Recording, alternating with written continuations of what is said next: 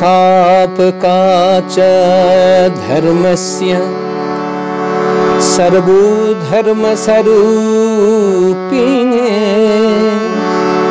अवतार वरिष्ठाय रामकृष्णाय ते नमः।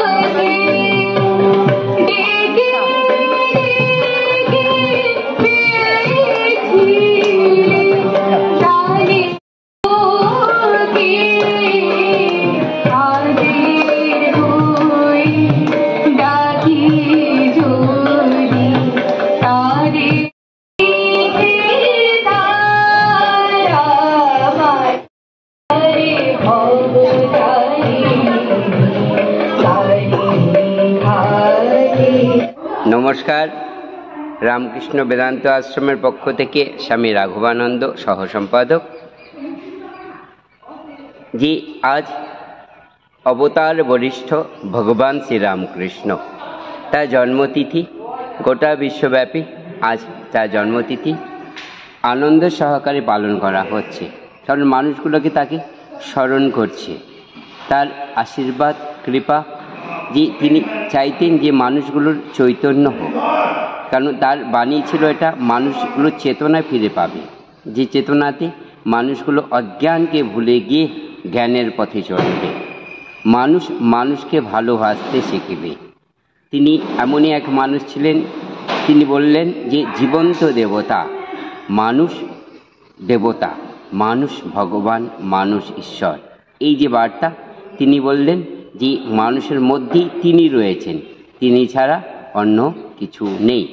নাম উপাধি কখনো তাকে আমরা আল্লাহ বলছি, গড বলছি, ভগবান বলছি, ঈশ্বর বলছি, কিন্তু ব্যক্তি এক ঈশ্বর।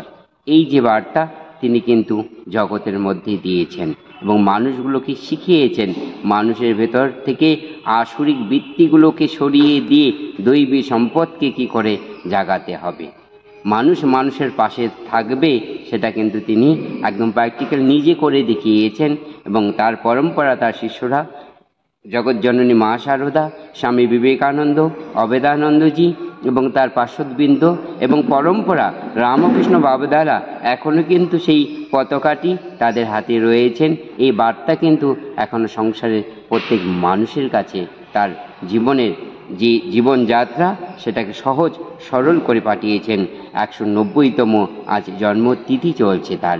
190টি বছর ধরে এই প্রকৃতির মধ্যে তিনি একই বার্তা দিচ্ছেন যে মানুষ চেতনা ফিরুক, মানুষ ভালোবাসতে শিখুক, মানুষের ভেতর থেকে দ্বন্দ্ব সরে যাক। কি হচ্ছে আজকে অনুষ্ঠান?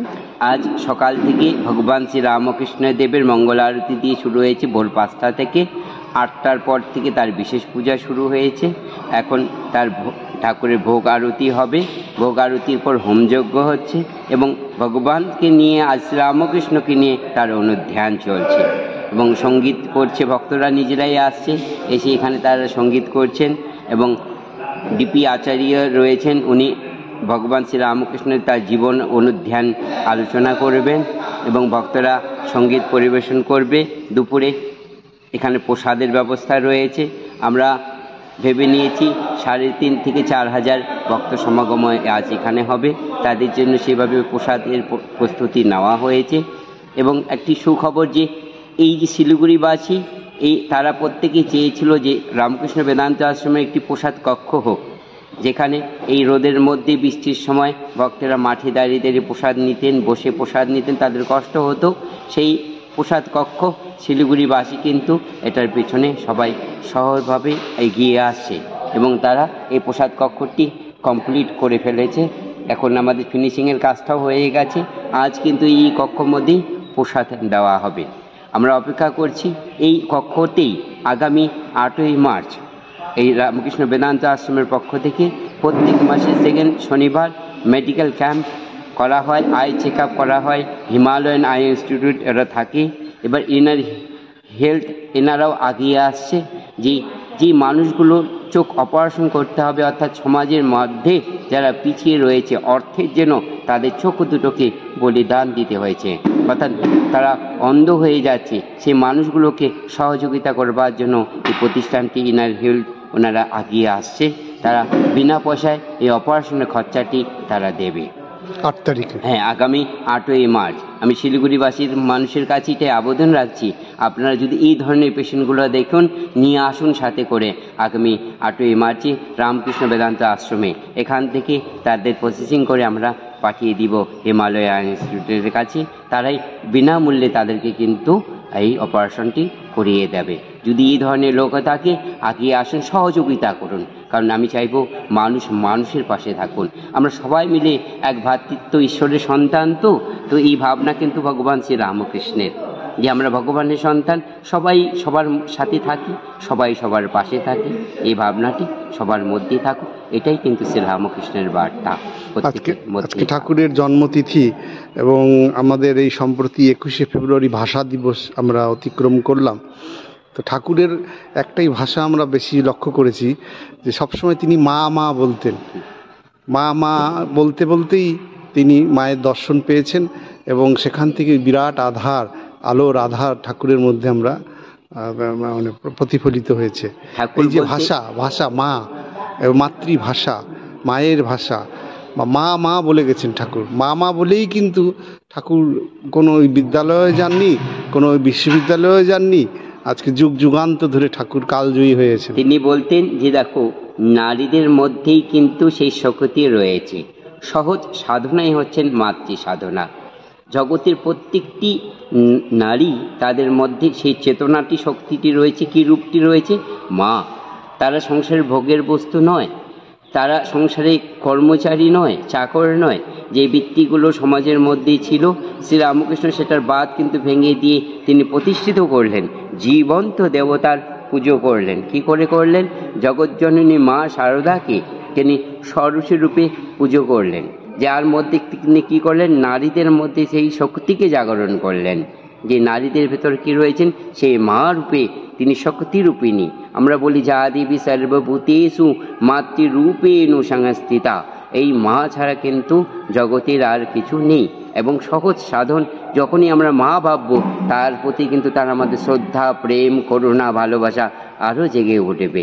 তিনি কিন্তু এই সাধনাটি শিখিয়েছেন, যে সংসারের প্রত্যেক নরনারী, তিনি বলতেন যে দেখো, ছোট ছোট মেয়েরা হাগুমুতু করে, তাদেরকে ভেতরে কি হয়? আমাদের পুজো করা হয়। কি পুজো? কুমারী পুজো করা হয়। অর্থাৎ জীবন্ত দেবতাকে, শক্তি রূপিণী মাকে তাদের মধ্যে প্রবেশ করানো হয়, অর্থাৎ তাদের মতন সেই চেতনা রয়েছে। আজ মাতৃভাষায় আমরা 21শে ফেব্রুয়ারি পালন করি, অর্থাৎ আমরা সংসারে যদি এই ভাবটি রাখতে পারি, তাহলে নারী নির্যাতন কমে আসবে, নারীদের প্রতি আমাদের শ্রদ্ধা বাড়বে, নারীকে প্রতিষ্ঠিত হতে হবে। নারীরা এখন কিন্তু জগৎ, তারা শ্রেষ্ঠ আসন আবার নিয়েছেন, তারা চালাতে পারে। আমরা সর্ব অবস্থায় দেখতে পাচ্ছি যে নারী শক্তিবিহীন কিন্তু সমাজ কখনো চলবে না, এবং পুরুষ এবং নারী দুজনেরই কিন্তু প্রয়োজন রয়েছে সমাজে।